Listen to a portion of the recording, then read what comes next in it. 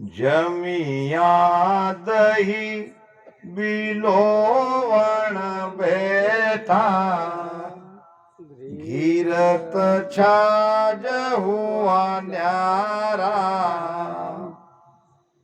आगे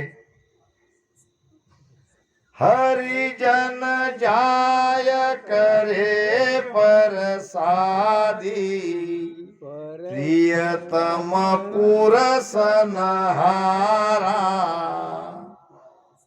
आत्मसार से ये ज्ञान महाराज ने दिया है।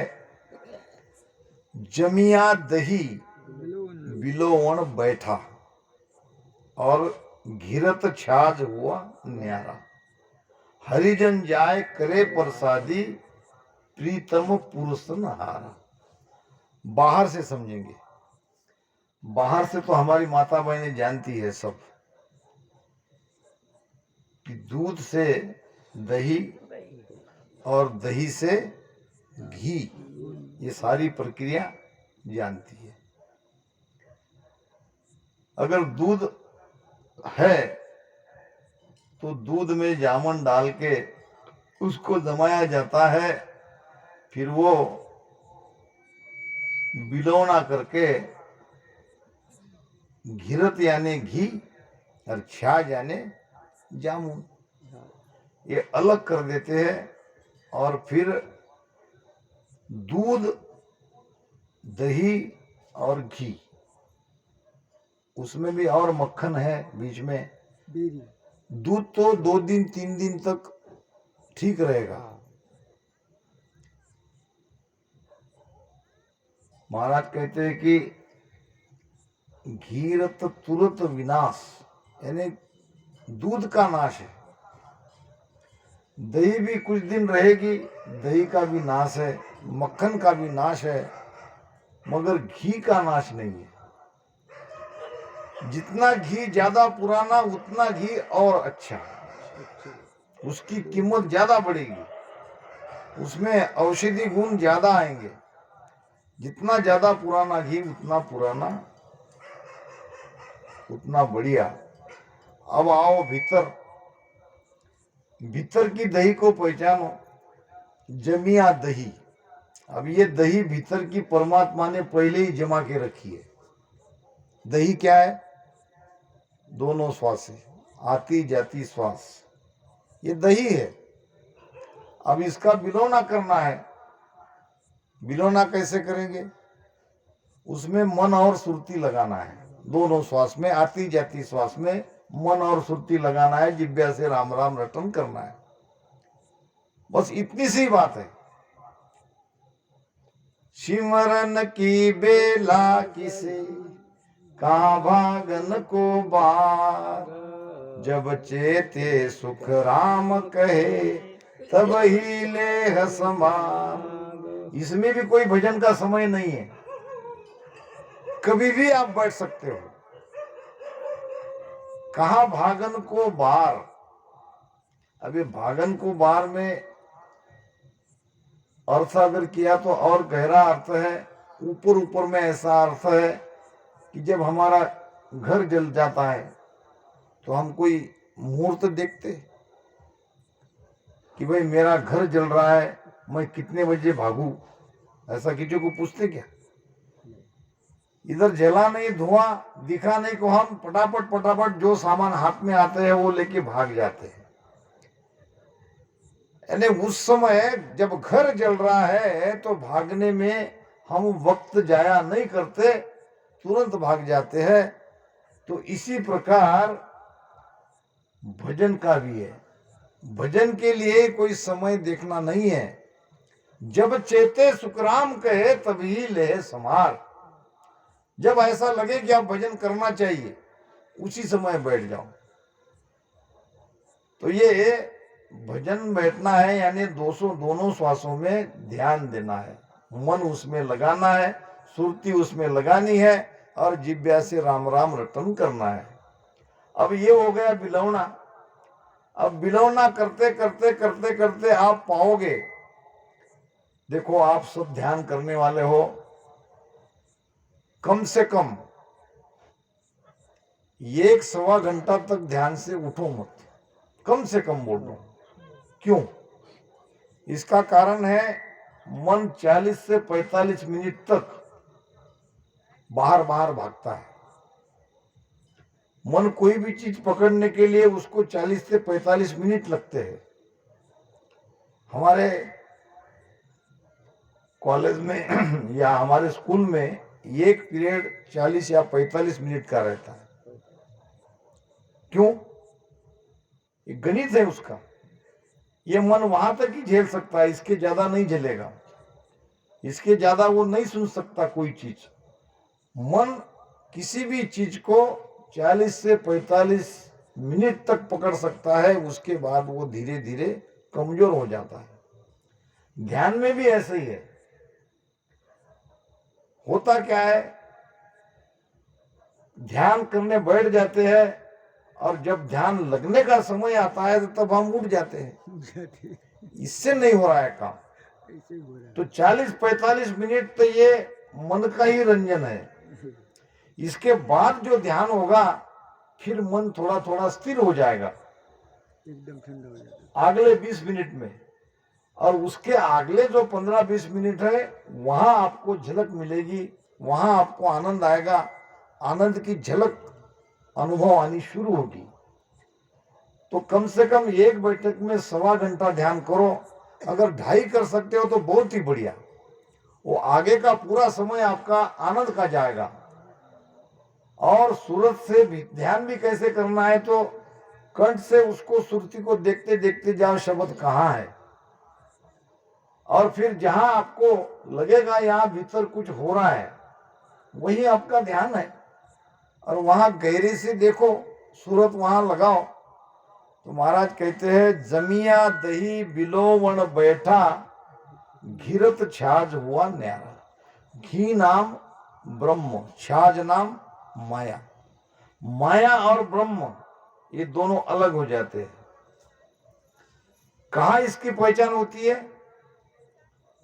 जमिया दही बिलोवण बैठा, घिरत छाज हुआ न्यारा, हरिजन जाय करे प्रसादी, प्रीतम पुरुषन हारा।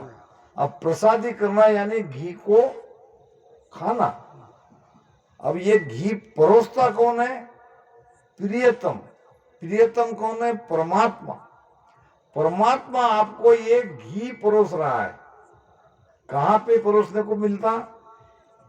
त्रिकुटी से ये मात्रा शुरू होती है। ओम दही बिलोवियो, अंचा घी छट जाय, न्यारो कर सुख राम कहे, त्रिकुटी में जन खाय। ये बिलोना होने के बाद इसका आनंद कहां आता है? त्रिकुटी से प्रारंभ होता है। ओम दही बिलोवियो, अंचा घी छट जाए। अंचा नाम आत्मा, आत्मा रूपी घी। इस सांस उसास से जो हम भजन कर रहे हैं ये माया से अलग होगा। छट जाए नाम उससे अलग हो जाएगा। और न्यारो कर सुखराम कहे, त्रिकुटी में जन खाए। अंचा घी जब छट गया, तब जन हुआ राम, इन आगे सुख राम कहे, केवल को सुन धाम। अब ये इच्छा, ये आत्मा का आनंद जब आपको आना शुरू हो जाएगा तो आप ही स्वयं परमात्मा हो, ये आपको अनुभव में आएगा। जिसको हम ढूंढ रहे थे, जिसकी खोज हम कर रहे थे, वो कोई और नहीं, वो हम ही है, हमारी ही आत्मा है, वो हमारे ही भीतर है। ये तब पता चलेगा। अंचा घी जब छट गया, तब जन हुआ राम। हम ही वो राम है। इन आगे सुखराम कहे, केवल को सुन नाम। फिर वहां राम ही राम है, राम ही राम है। ऐसो अद्भुत लखायो मोय, महिमय राम दुजो नहीं कोय। इसो अद्भुत लखायो मोय, और महिमय राम दुजो नहीं कोय। ये कितनी अचंभे की बात है। सारा ज्ञान निचोड़ महाराज ने कह दिया है। सदगुरु सुखराम जी महाराज की वाणी के जैसी ज्ञान के जैसा ज्ञान और कहीं नहीं है। पूरा डिटेल में बताया है। खोजने वाला चाहिए, प्यासा चाहिए, तड़पवान चाहिए। ये हमारे पटेल साहब आए, उन्होंने अपने जीवन में कई गुरु किए, खोजते खोजते खोजते देखो यहां तक आए। हमारे अर्जुन बापू ने उनको लाया है। तो धन्य है ऐसे हंस आत्माओं को। खोज चाहिए। महाराज ने बहुत बड़ी बात कही है जो कोई और नहीं कर सकता है। अनेकाई पंथ अनेकाई मत, मिले मुझ मायज को पंथ सत। खंड पिंड ब्रह्मांड में कही है। अनेकाई पंथ, अनेक पंथ है, अनेक मार्ग है, अनेक धर्म है, अनेकाई पंथ अनेकाई मत है, मगर इसमें सतपंथ कौन सा है, सच्चा मार्ग कौन सा है? मिले मुझ मायज को पंथ सत। मुझ में, हमारे आत्मा में, हमारे स्वरूप में, हमारे भीतर के आनंद में जो हमें मिला देगा, जो पंथ मिला देगा, जो धारा मिला देगी, जो बोध मिला देगा, जो सदगुरु मिला देंगे, वो मार्ग सच्चा, वो पंथ सच्चा, वो सदगुरु सच्चा। एक बहुत ऊंची बात महाराज ने कही है। ध्यान से इसको हमको समझना पड़ेगा, एक एक साखी का मिलान करना पड़ेगा, तब वाणी समझ में आती है। मैं मेरा सुमिरन करूं, मैं मोकू ध्याऊं, रमता बिन सुख राम कहे, कोई और नहीं ध्याऊं। किसका भजन कर रहे हैं हम? मैं मेरा सुमिरन करूं। भजन करने वाले भी हम, जिसका भजन कर रहे हैं वो भी हम। ये तब की बात है जब हम पूर्ण स्थिति में पहुंच जाएंगे, तब। ये प्रस्तावना मैंने इसलिए समझाई कि हम अब वो विषय में जाने वाले हैं। महाराज कहते हैं, सूरज से है सउदय होय आवे, घट में रेण तिमर नहीं जावे, एकलक चंद सहसलक सूरा, तीन मद भास रहे नहीं दूरा। सूरज सहस उदय हुए आवे। सहस नाम हजार। एक सूर्य का प्रकाश सारी दुनिया को उजाला देता है। महाराज फरमाते हैं कि एक नहीं, हजारों सूर्य का प्रकाश भी क्यों न बाहर प्रकाशित हो या प्रकाश दे रहे हो, फिर भी क्या भीतर का अंधकार मिटेगा? भीतर का अंधकार मिटाने के लिए भीतर उजाला चाहिए। बाहर के उजाले से भीतर का अंधकार नहीं मिटेगा। एकल सूरज सहस उदय होए आवे, घट में रेण तिमर नहीं दावे। अंधकार घट में है, भ्रम घट में है, तिमिर घट में है, उजाला भीतर चाहिए। बाहर से उजाले से काम नहीं होगा। बाहर का उजाला यानी बाहर का ज्ञान, बाहर का पढ़ा पढ़ाया सुना सुनाया ज्ञान, शास्त्रों को पुराणों को कंठस्थ करना, ये बाहर का ज्ञान। ज्ञान कंठ करने से या पोथी पुराण पढ़ने से भीतर का अंधकार नहीं मिटेगा। भीतर का अंधकार तो मिटता है शब्द रूपी प्रकाश से। के सुख राम सबद जो रावर पाया, सुपत आवे राम के सुख राम शब्द जोरावर पाया सुपद आवे बिन पाया नर कहबो तेरो बिन पाया नर कहबो तेरो दिल का भर मन जावे ओ संतो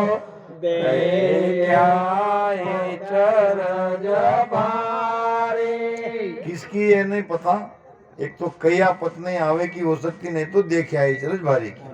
दो ही हरजस का ये आखिरी चरण है के सुखराम शब्द जोरावर। जोरावर यानी ताकतवर, ताकत है शब्द, शब्द पावरफुल है। अब पाया सु पतावे, जब वो पावर हमारे भीतर में जागृत होती है तो हमको विश्वास आता है। तब ऐसे एकदम वो उठ जाता है। अरे अभी तक तो मैं ऐसे ही समझ रहा था, भजन रामश्री बन गया, सत्संग जा में सत्संग में जा, भजन कर तो भजन कर रहा। ये तो ऐसा है, ये शब्द इतना ताकतवर है, इतना सब कुछ भीतर में होता है। ये तभी पता चलेगा जब होगा। पाया सु पता आवे। ये एक लड़की अपनी दादी को पूछ रही थी, दादी माँ मुझे बताओ कि जब बच्चा होता है तो कैसी पीड़ा होती है। अब लड़की की शादी होने की दादी ने कहा बेटी चुप बट, अभी मैं कितनी भी कहूं तो तू समझेगी नहीं। जब तेरी शादी होगी और जब तुझे बच्चा होगा तब तुझे स्वयं ही पता चलेगा। तो ये कहने की बात नहीं, ये सारा अनुभव का ज्ञान है। पाया सुपता आवे, पाया नाम हमारे भीतर वो जगेगा तो विश्वास आएगा। और बिन पाया न कहबो तेरा। अब कितना भी कोई वो शब्द के बारे में बताए तो दिल का भरम न जावे। मेरे गांव में दो भाई थे सगे, और उसमें एक बड़ा भाई जाता था बंबई, और जब घर पे आता था तो बंबई की सारी बातें छोटे भाई को बताता था। ऐसा ऐसा लोकल, यहाँ वसई है, यहाँ मीरा रोड है, यहाँ भाईंदर है, इसको जाना पड़ता, इस ये बस से जाना पड़ता, ये लोकल से जाना पड़ता, दादर कहाँ है, कल्याण कहाँ है। अब वो हर बार जाता, हर बार वहां की बातें छोटे भाई को बताता, हर बार जाता, हर बार छोटे भाई को बताता। अब छोटे भाई इतना ट्रेन हो गया, वो अपने मित्रों को कहता, जानते हो बंबई कैसी है, दादर कितना बड़ा है, कल्याण कितना बड़ा है, लोकल से जाना पड़ता, ये लोकल वहां तक जाती, वो लोकल वहां तक जाती। बड़े भाई से भी ज्यादा बढ़िया कहता। हर बार बड़ा भाई जाता, वहां की कुछ न कुछ बातें, ये छोटा भाई चला जाता, भैया कहो बंबई की बात, अपने दोस्तों को बताने के लिए, और वो भाई बता देता। हर बात कुछ न कुछ नई बात लाता और नई बात अपने दोस्तों को बताता। अब एक दिन बड़े भाई ने देख लिया छोटे भाई को दूसरे को बंबई के बारे में बताते हुए, और बड़े भाई को आश्चर्य हुआ, ये तो कभी बंबई गया नहीं, फिर ये मुझसे भी बढ़िया कैसे कह रहा है, इसको तो सब पता है, ये तो मुझसे ही सुन के मुझसे भी बढ़िया बता रहा है। मैं तो एक आधा भूल भी जाऊं, मगर ये तो भूल भी नहीं रहा है। कहाँ की लोकल कहाँ से निकलती है, कहाँ तक जाती है, किसको कहाँ पकड़ना है, किसको कहाँ छोड़ना है, ईस्ट क्या वेस्ट क्या, ये तो सब बता रहा है। ऐसे बता रहा है कि जिसने बंबई देख ली हो। तो फिर एक दिन उसने पूछा, क्यों भाई तू तो बंबई कभी गया नहीं और इतनी बढ़िया कैसे बता रहा, तो तुमसे ही सुन के। अगर किसी मित्र ने आपको कहा कि चलो मैं तुमको लेके जाता बंबई के, तुम ही हमको सब बताए, क्या बताओगे? जब कहेंगे तब देखा जाएगा, जब कहेंगे तो ये कुछ बता पाएगा, बताएगा तो बड़ा भाई, ये तो सुन के कह रहा है। तो अनुभव ज्ञान में और शास्त्रीय ज्ञान में इतना अंतर है। महाराज कह रहे हैं, सूरज सहस उदय होए आवे और घट में रेण तिमिर नहीं जावे। एकलक चंद सहसलक सूरा, अब लाखों सूर्य और लाखों चंद्रमा भी क्यों न बाहर निकले हो, तिदमत बास रहे नहीं दूरा। इतना सब बाहर निकलने के बाद भी भीतर का अंधकार दूर नहीं होता। भीतर का अंधकार दूर होगा जब सदगुरु की कृपा होगी। कृपा होगी। भजन करने वाले आप सभी हो, आप भजन करते रहो निसंकोच। एक न एक दिन दया आप पर होगी ही होगी। कहते हैं कि एक राजा ने अपने गुरु को प्रेम से घर बुलाया, आमंत्रित किया, और गुरु के स्वागत सत्कार के लिए एक नर्तकी को बुलाया, नाचने वाली। नाचने वाली का जो नाच है, जब तक चाहे गुरु देखेंगे, नहीं देखे तो नहीं देखे, मैं तो मेरा भाव, जो मेरा काम है वो काम मैं कर दूंगा। तो नाचने वाली नाचने लगी। नाचते नाचते नाचते नाचते आधी रात हो गई। कलाकार को एक विशेष रहता है, कलाकार के अंदर उनकी कला में निखार कब आता है, जब कोई उनकी महिमा करता है, जब कोई बख्शिश देता है। यहां तो न किसी ने 1 रुपया दिया, न किसी ने महिमा करी। अब वो बेचारी थक गई थी, पांव भी थक गए थे। तो पति जो था वो बैठा था, ढोल बजा रहा था। अब उसको लगा कि बंद कर देना, ये कला के ये रसिक नहीं है और बंद करने में ठीक है। मगर वो नर्तकी नाचते नाचते एक ज्ञान दी गई सबको। वो कहती है, बहुत बीती थोड़ी रही, पल पल गई बिलाय, एक पलक के कारणे क्यों कलंक लग जाय। अपने पति को कह रही है, बहुत बीती थोड़ी रही और पल पल गई बिलाय। अब ये थोड़ी जो रह गई है, ये भी पल पल निकल जाएगी, दिन निकल जाएगा। और हमको तो पूरी रात भर के लिए राजा ने यहाँ बुलाया है। एक पलक के कारण, थोड़े पल के कारण के लिए क्यों तुम रंग में भंग करते हो। इतना कहते ही साधु उठा और अपनी ऊंची शाल थी वो उसने नर्तकी को दे दी और चले गए। राजा ने कहा, महाराज क्या हुआ,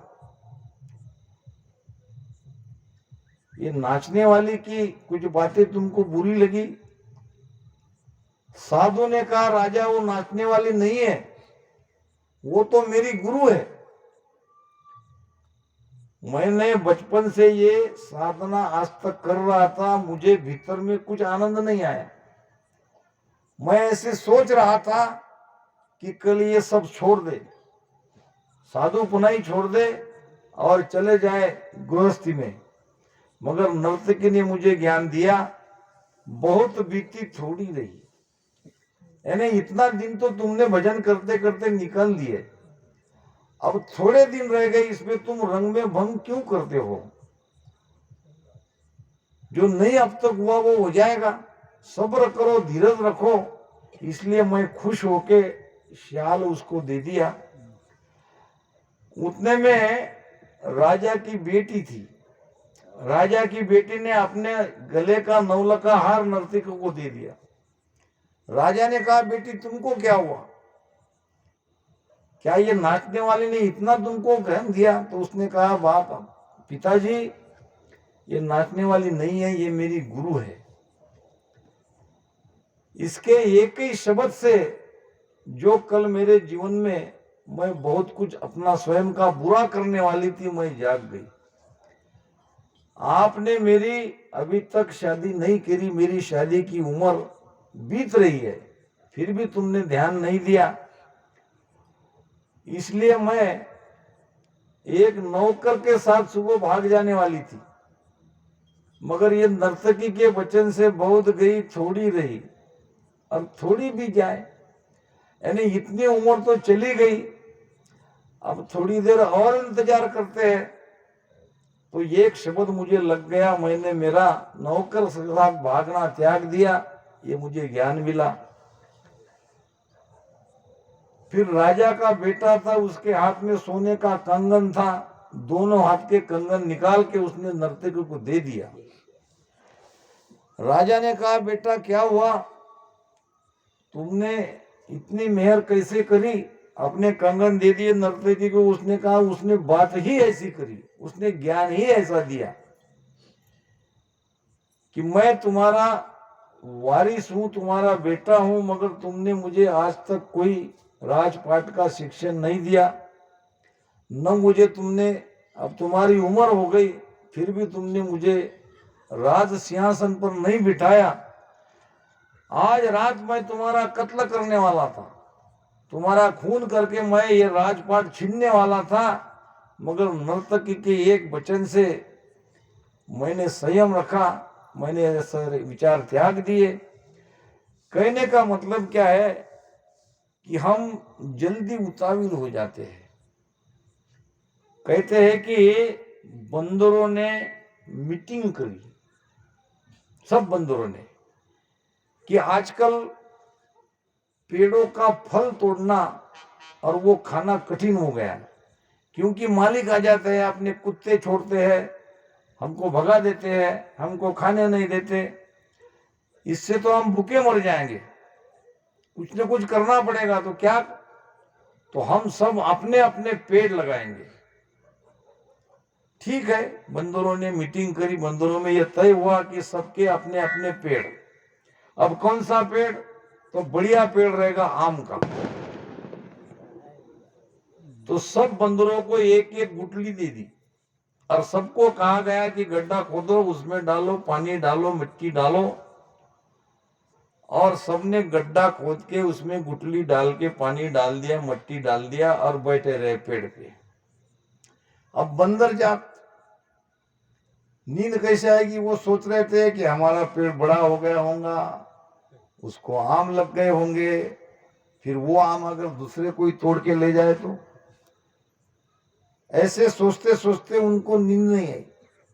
आधी रात उठ के सब अपनी अपनी गुठली को देखने लगे, न आम था, न पेड़ था, न कोई उसको ये था, वो तो जैसे कि तैसे ही पड़े थे। भजन में बहुत धैर्य की आवश्यकता है, भजन में ये सब होता है। ये जो महाराज कहते हैं कि शब्द जागने का बात है, वो प्रेम से विश्वास के साथ भजन करना पड़ेगा। भजन में धैर्य की आवश्यकता है। कबीरा धीरज के धरे हाथी मन पर खाए, और टूक टूक के कारण स्वान घरों घर जाए। तो जब ये धैर्य से भजन करते जाओगे तो ये सारी बातें आपके अंदर होगी।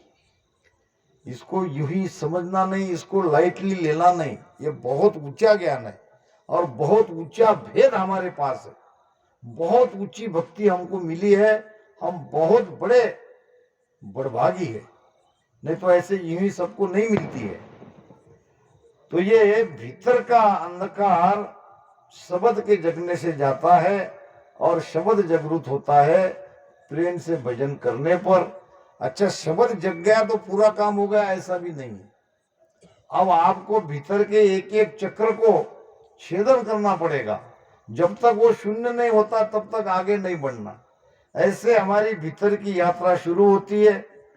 महाराज ने कहा है, गुदा सुन पर अनहद घर जा, रंकार धुन बोली, छेद्या चकर कवळ खट बिंद्या, खट बारी ले खोली। कंठ, हृदय, मध्य, नाभि, फिर ब्रह्मा फिर आता है गुदा, यानी मूल द्वार। वहां का चक्र कैसे खुलता है? वो गुदा स्थान पे ही महाराज ने कहा है 64 पाख चारता ऊपर जागन पद का बासा राम 64 पाख चारता ऊपर जागन पद का बासा खुलिया घाट पे चमका मार्ग खुलिया घाट पे चमका मार्ग किया मेरा घर बसा होगी गणा में भंवर गुंजारा में। गिगन में भौरा का गुंजार सुनाई देना चाहिए।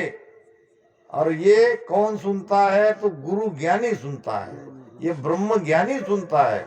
जो ब्रह्म भेदी साधक है वही ये भंवर की गुंजार सुनेंगे ब्रह्मांड में। तो कैसे जाते? ये है हमारा पीछम का रास्ता, बंकनाल का, सुषमना का। और यहाँ गुदा स्थान तक आने के बाद वहां शब्द ऐसा चक्कर खाता है, वहां ध्वनि होती है, ये सुनना पड़ेगा आपको, ध्यान देना पड़ेगा। वहां गुदा शून्य पर अनहद गर्जा, वो अनहद की ध्वनि वहां गुदा स्थान पर गरजती है। ऐसा घूमता है गोल गोल गोल गोल गोल गोल। ये अगर हो रहा है तो आप पिछम के रास्ते से बहुत जल्द पलटने वाले हो, आपका वो रास्ता खुलने वाला है। गुदा शून्य पर अनहद गर्जा ररंकार धुन बोली छेद्या चक्कर। कौन सा चक्कर? चक्कर यानी चक्र, चक्र यानी कमल। वो अब छेदन हो रहा है, उसको पार कर रहे हैं। छेद्या चक्कर कवल खट बिंद्या। अब ये 6 कवल छेदन किया, अब खट बारी दे खोली। अब वो बारी खुल गई। वहां रिद्धि सिद्धि के दाता गणेश भगवान बैठे हैं और 64 पाकली यानी 64 कला। इस प्रकार से किया मेरगर भाषा ने एकदम यहां से यहां नहीं आ रहे, ये पूरी रीढ़ की हड्डी को भीतर से खोल के जाना पड़ता है। अंदर से बहुत सारी नाड़ियां वहां इकट्ठी होती है और ये रीढ़ की हड्डी पूरी भरी हुई है। ये शब्द की धार से, शब्द के प्रेशर से, भजन से ये आगे आगे आगे आगे खुलती खुलती जाती है। और यहाँ मेरु